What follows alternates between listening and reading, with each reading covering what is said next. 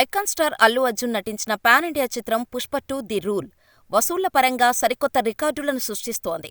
సుకుమార్ దర్శకత్వం వహించిన ఈ సినిమా అత్యధిక వేగంగా 1000 కోట్లు రాబట్టడమే కాదు, ఇప్పటివరకు 1450 కోట్ల గ్రాస్ వసూళ్లను సాధించింది. ప్రపంచవ్యాప్తంగా తొలి రోజు 294 కోట్ల భారీ ఓపెనింగ్స్తో దండయాత్ర మొదలుపెట్టిన పుష్పరాజ్, హిందీ బెల్ట్ సహా అన్ని భాషల్లో కలెక్షన్ల పరంగా దూసుకుపోతోంది. రెండో వారంలో కూడా ఈ సినిమా తన దూకుడు కొనసాగించింది. దీంతో మొదటి వారమే కాదు, రెండవ వారంలో కూడా అత్యధిక వసూళ్లు సాధించిన సినిమాగా నిలిచింది. ముఖ్యంగా హిందీలో 600 కోట్లకు పైగా కొల్లగొట్టి సెన్సేషన్ క్రియేట్ చేసింది. ఇప్పటివరకు మొత్తంగా 2 వారాల్లో 1450 కోట్లకు పైగా గ్రాస్ వసూలు చేసింది. ఇక మూడవ వారం క్రిస్మస్ హాలిడేస్ కూడా ఈ సినిమాకు కలిసొచ్చేలా ఉన్నాయి.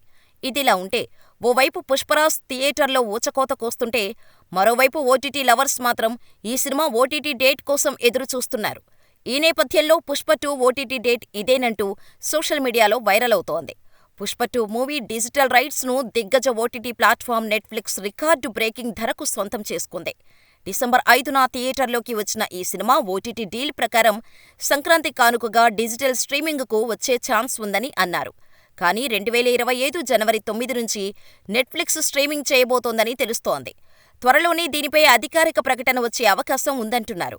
మరి ఓటీటీలో పుష్పరాజ్ ఎలాంటి రచ్చ చేస్తాడో చూడాలి.